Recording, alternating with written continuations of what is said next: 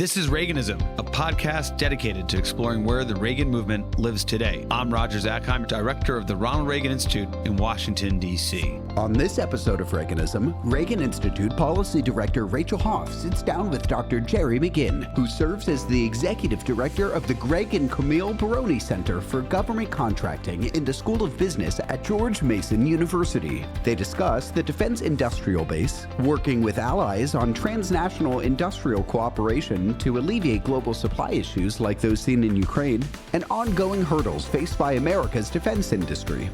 Well, hello and welcome to Reaganism. I'm your guest host, Rachel Hoff, Policy Director here at the Reagan Institute, and I'm very pleased to be joined by today's guest, Dr. Jerry McGinn. Jerry, welcome to Reaganism. Great to be with you, Rachel. Jerry, you lead the Baroni Center for Government Contracting at George Mason University's School of Business. And before that, you served in particular in government at the DoD, working on manufacturing and industrial base issues. We'll get into all those issues here as we move forward in our conversation. But in particular, both at DoD and in your role at George Mason, you've done a lot of work related to revitalizing American manufacturing, and in particular, our defense industrial base, or the DIB. And in my mind, and I'm sure for a lot of our listeners, that really aligns with kind of a broader conversation that's been happening in our country for some time around the loss of American manufacturing jobs. Every election year, it seems like candidates on both sides of the aisle, frankly, talk about bringing jobs back to America, talk about reshoring American jobs. It's kind of maybe even a rare form of bipartisan agreement in these polarized times. Reviving American manufacturing and reshoring jobs is something that both Presidents Biden and Trump talked quite a lot about during their time in office. So I thought to set the stage for our conversation today, I'd ask you to talk a little bit about that broader conversation on manufacturing and connect the dots to your work in particular on the defense industrial base and how that fits in to this conversation around reviving manufacturing and reshoring jobs. Yeah, no, it's a really important topic, Rachel, and I'm honored to be here with you and the Reagan Institute and your listeners to talk about it. Yeah, this is not a kind of a new issue in the sense that, you know, as we grew up in, you know, or some of us older folks like myself grew up during the Reagan era and you know, subsequent years, and there was a trend where a lot of manufacturing did leave the United States, and you know, a lot of the global economic system became very, very prevalent, particularly through the 1990s and 2000s. And that led to kind of a lot of manufacturing leaving the U.S. and going to where it was more optimally or cost efficient to be done. And so now we're in a period where, as you rightly point out, that there's sort of been a recognition that maybe we've gone too far for that.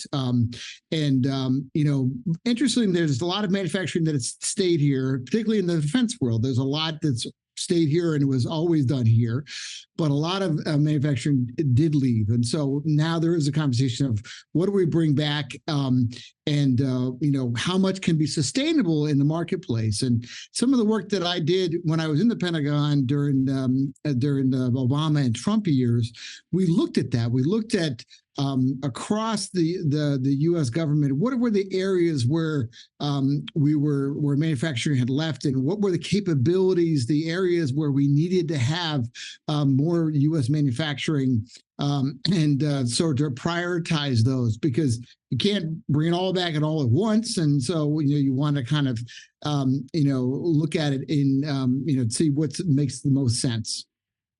And where are those key sectors where, you know, when we think about, you know, jobs that have left, manufacturing that's left over time, and as we think about prioritizing manufacturing that we do need to bring back, in your best assessment, having worked in these issues both in and out of government, how do we identify those key sectors?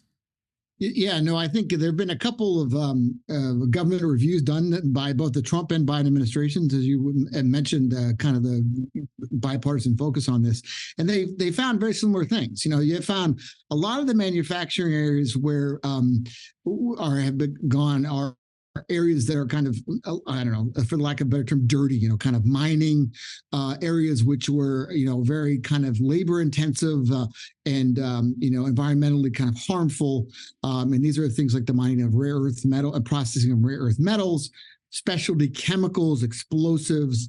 But some of these capabilities migrated to specific areas of concern, like for instance, China set an industrial policy to corner the market on a lot of these manufacturing areas, robotics, rare earth processing, and so on. And they've made substantial progress with those, and we just kind of let the market forces play out. And so the work that we did in government was try to identify those, and most of those are some of the areas we're kind of making a lot of investments in. And it's microelectronics, it's robotics processing, kind of,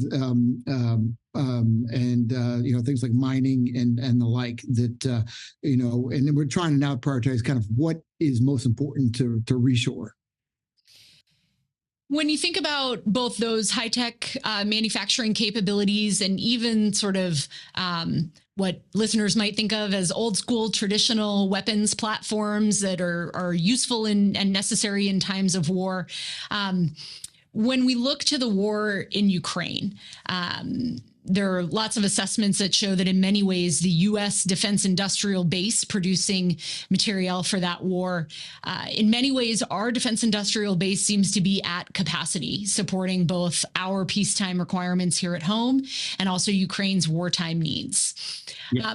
What's your assessment of what kinds of investments the U.S. needs to make to meet our own industrial base needs and demands, and in particular to, support any future defense requirements and make sure we're able to make what we need or what we might need? That's a great question. If you think about it, in President Reagan's time, we were spending about 6% of our gross domestic product on defense. Today, we're spending half of that, about 3%. So the level of resources devoted towards defense spending is half of that and you had the pacing challenge in the Cold War era of the Soviet Union. And so that drove the resources devoted to the industrial base capacity developed for those that kind of threat. So you had a lot more industrial capacity. So during the 90s and the 2000s, the focus shifted to maintaining defense capabilities to meet the challenges of that time, but there was just much less capacity. There was a big focus on efficiencies, manufacturing processes, just-in-time kind of delivery of systems that were commercial kind of practices, but defense adopted them to try to get the most out of the taxpayer dollar. So the motivation was trying to get the most out of the defense dollar, but you just had less resources. So as you mentioned in Ukraine, you saw that makes the defense industrial base not have a capacity to surge when a contingency like that arises. So you've got where you're producing just for the amount that's budgeted or resourced, and you don't have any flexibility. And so we were sort of caught on it. We were not ready for that. And it's a real wake up call for our forces in our defense industrial base. And that's been a major focus for government and industry in the past year plus. Yeah, that reliance on just-in-time manufacturing, that model works when you can meet existing or immediate near-term demands. It makes sense for commercial companies like the Walmarts of the world, but it's hard to square the circle of how that makes sense for the military, and that's really been revealed here with the war in Ukraine in particular. And even if I can interrupt, I think even commercially, I think that sort of has been the absolute value of that has been called into question. And from COVID, from the COVID situation, we saw just in time can be not in time, so there's it's sort of a two-step thing. Like COVID has shown kind of the challenges of those models, and then Ukraine has definitely showed that on the defense side. But absolutely great point. And now that we've seen those shortcomings firsthand, but frankly in the commercial space and the defense space, What do we do to pivot away from that model, particularly for defense? Yeah, no, that's a great question. And I think the first thing we need to do is we need to look at areas where we are vulnerable to adversaries. And what I mean by that is that, and this is what we did in our the government work, is we looked at what are the industrial capabilities where we are in sole source situation, or we're really dependent or reliant on China, really, or threat countries like that.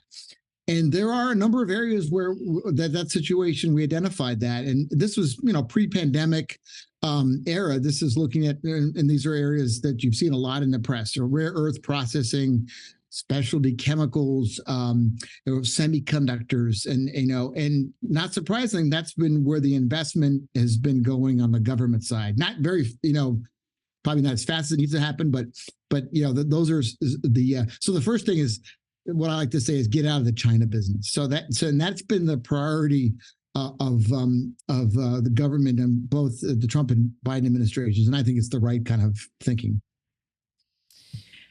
One part of getting out of this is likely to be working more closely with our allies and partners. You recently published a report called a Build Allied Approach to Increase Industrial Base Capacity.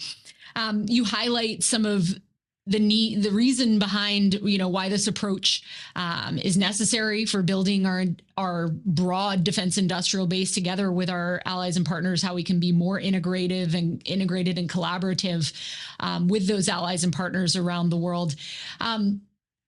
We'll get a little bit more into your specific findings and recommendations of the report. But to start, why isn't this something that the U.S. can go at alone? Why do we need allies and partners to do what needs to be done with regard to having a robust and resilient industrial base? Yeah, no, it's a great question, and I think technically we could take it a completely go it alone approach, which is sort of in economic terms like an autarkic approach. But the fact of the matter is, we have a global economic system. And we trade with countries across the world, and there's tremendous benefits in terms of cost and price of that global marketplace. Mm-hmm. And and we produce a lot in the United States, and I think manufacturing is increasing. It has to increase in some areas. But there are a lot of areas where we don't where we can sort of have it. We can do it here, and there's a big enough pie that we can buy from allies, and it may be more cost effective. It might be more effective to do some manufacturing in Mexico and partner, or in Canada. This is not an either or situation.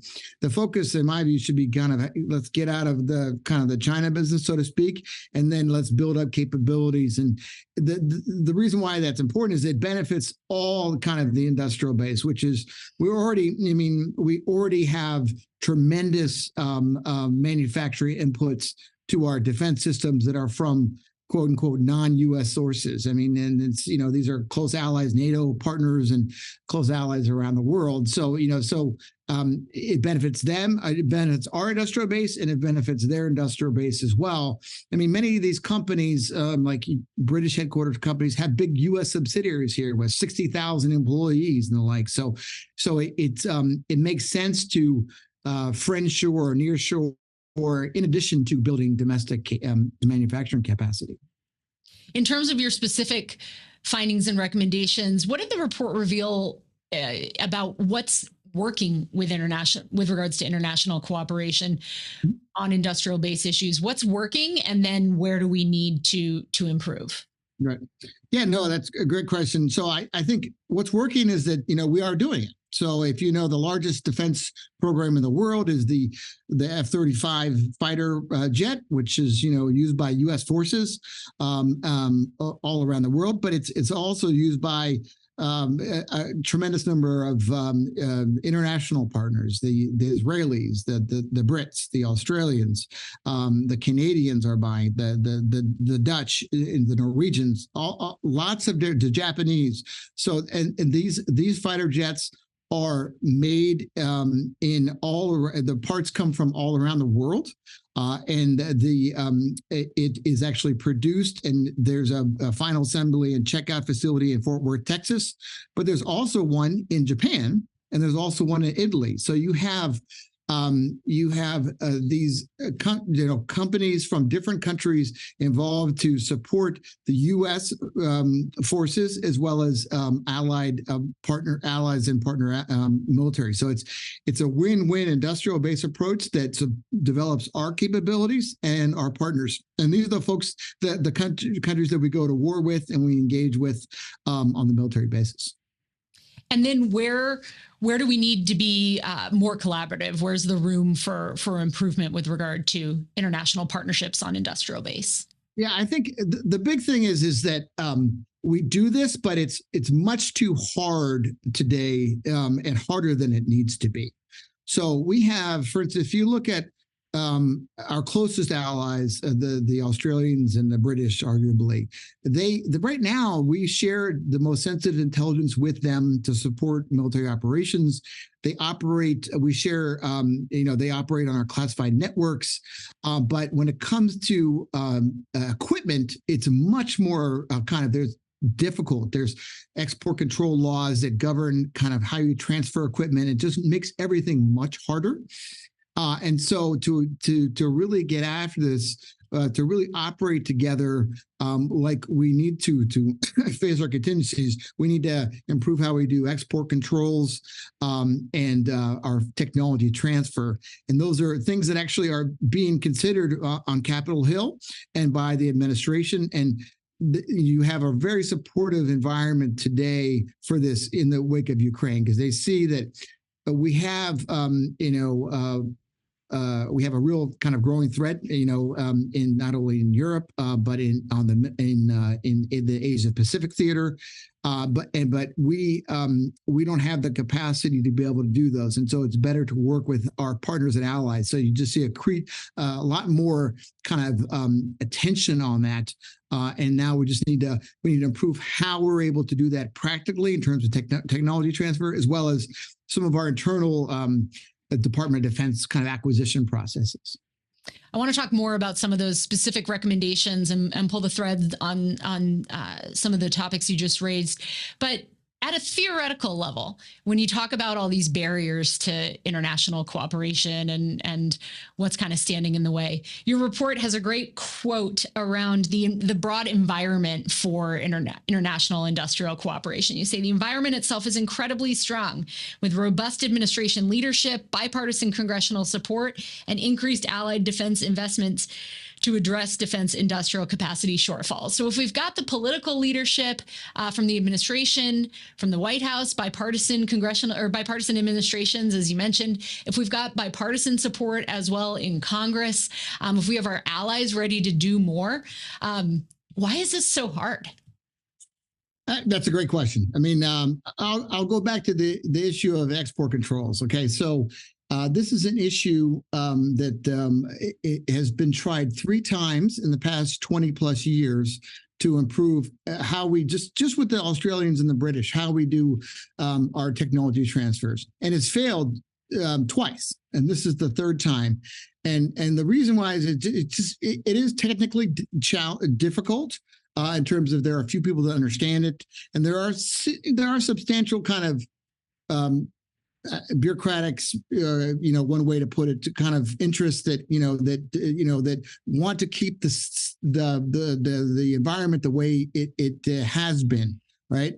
But to really get to where the political leaders are, we have to make these substantive changes. Now, because what's happened is there are a couple of agreements that have been established in the past several years. One is this National Technology Industrial Base, which was established back in 2017 when I was in government. And then the current Australia, UK, US partnership, or AUKUS. And these agreements, NTIB and AUKUS for people tracking acronyms at home. And so I'll try not to bring too many more acronyms in it, but those I got to bring in. So, but those 2 agreements, are state the high level kind of principles. But to be honest, in the last several years, the NTIB has sort of been spectacularly unsuccessful in terms of practical industrial cooperation that's resulted from those. And there's a concern that AUKUS, which was signed more recently, is not going to have that same kind of impact. So that's why AUKUS, they have to get some concrete results in terms of technology transfer changes, as well as I would argue in defense acquisition changes to achieve those results. And those require some, just practical, guidance from, that goes from not from the departmental leadership across the department to say, I need you to look at this acquisition practice more closely so we can partner with allies at the front end of programs, because that will be beneficial for all of us and much more cost effective in time than doing it, when we're in a crisis. Mm-hmm. So these kind of things, and that's what the recommendations are about is, I think what we need to make is make international industrial collaboration a core component of the defense acquisition system. Right now it's there, but it's not something that is, front of mind to the folks building our systems, around the country. Yeah, I remember you learning a few years ago that even for the closest of our allies in the United Kingdom, as you mentioned, the percentage of the UK defense budget that they spend simply on complying with our defense acquisition rules and regulations, laws and requirements is more than it seems like it should be, let's say. Yeah. So you've mentioned export control reform. You've mentioned kind of, more robust international partnerships, building on what we have in terms of the existing, some older, some newer frameworks for international cooperation with NTIB and AUKUS. Any other recommendations that you'd highlight from the report in terms of what the U.S., the administration, Congress, industry could be doing to help break down some of these barriers? Yeah, no, great. I mean, I think there's two more kind of big recommendations. So one is on the defense acquisition systems. Another one's on these tech transfer kind of technology transfer areas and export controls and foreign disclosure.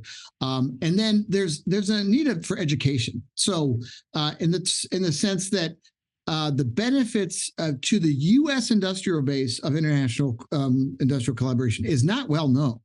There's a big focus on building domestic capacity, which is great.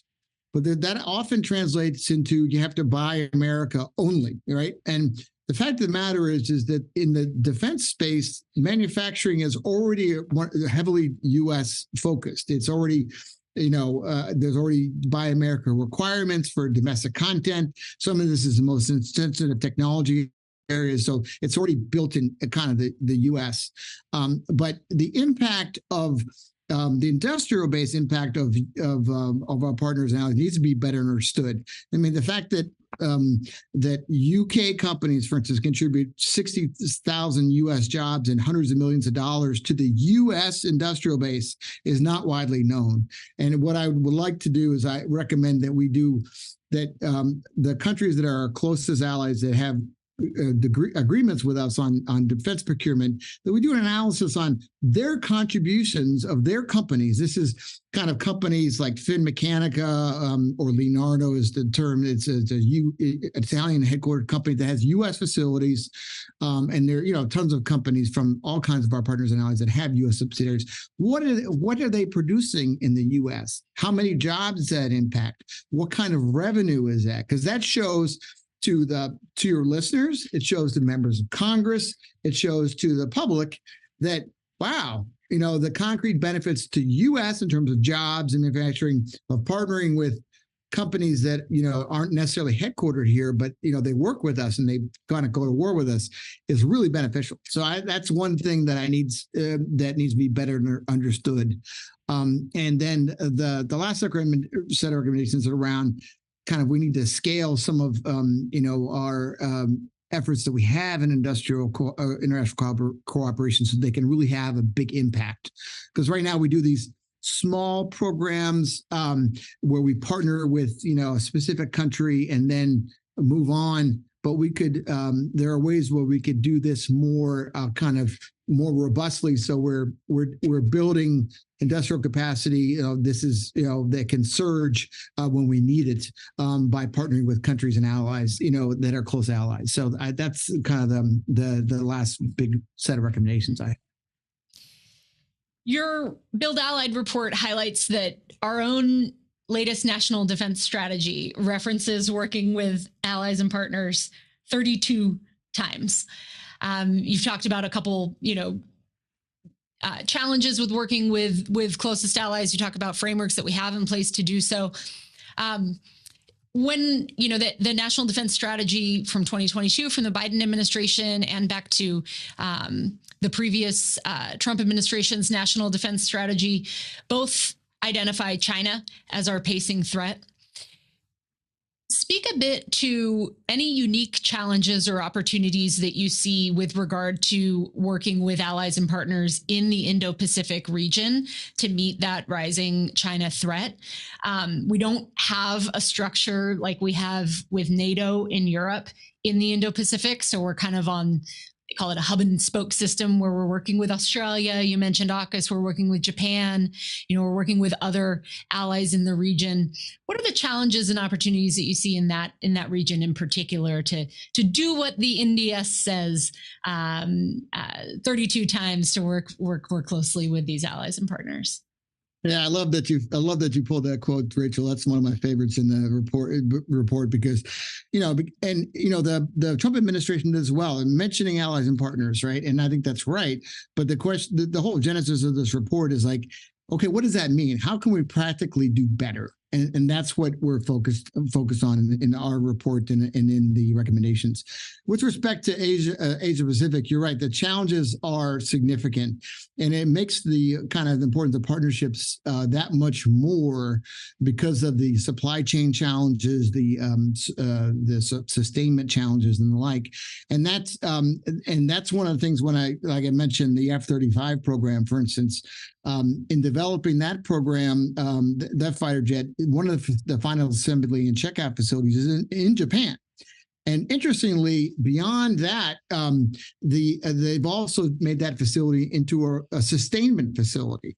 So therefore, you've got a facility in the theater where countries, this is not the U.S., Australia, Singapore is going to get the F-35, and other countries in region, Korea, they can have their aircraft sustained in theater. So developing kind of concepts to do that, and supply chain challenges, and then where do we manufacture certain systems? Where do we develop a second source for manufacturing in maybe Australia and the like? So those are the kind of the practical things that the department is focusing on, and what will be critical for our challenges. Because as I'm no doubt have seen in unclassified kind of war game scenarios, we're looking at potential conflict, God forbid, in Asia Pacific, we'll be out of fighter jets in a week or two. So the ability to kind of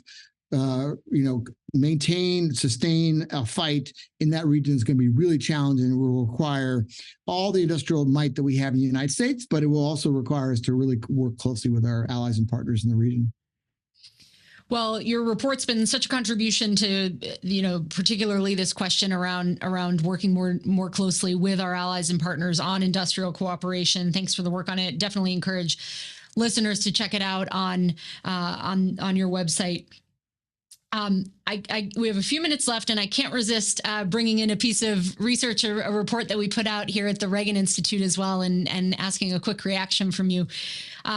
We've been deeply involved, as you know, in policy work on similar issues. We published a report called A Manufacturing Renaissance that looks at boosting U.S. competitiveness for national security. And then earlier this year, we put out what we call the National Security Innovation Base report card.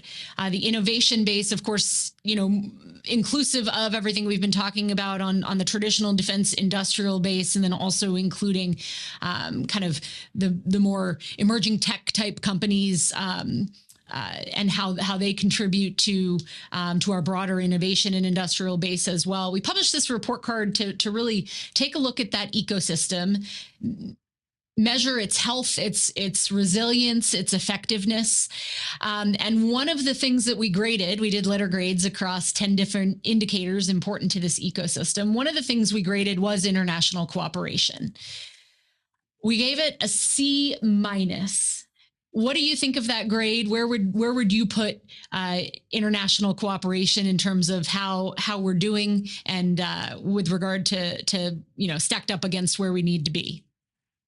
Man, I wouldn't want to have you in school. I got to say, you guys are tough, tough graders. No, I think I think there's definitely room to grow for international cooperation and how the government does it and how we enable it. I think I would put it at the policy level. We're up in the A- range, and we haven't always been there, but we are there now. I think it's the strongest environment since immediately after 9/11, to be honest. But I think at the practical implementation level, I'd put it more kind of in the C-B- kind of range, because I just think we are underperforming. We are under optimized. We are not kind of doing humming on all cylinders. And I think part of this is a capacity issue, which is not just international. It's our industrial base, which I'm sure your grades were probably similar across different domestic manufacturing. So I think there's definitely a lot of room to grow, and I think we need to. It's imperative for us to do this because we cannot be in a situation where we have a contingency in Asia Pacific and we're kind of having this Ukraine kind of challenge with our supply chain and industrial base. We need to address this now, and we need to build our defense industrial base manufacturing domestically. But I think bringing our allies and partners into this to help us overall will help the cause for both domestically and as allies. And that's how we go to war. That's how we fight. I think that's what is the path for the future.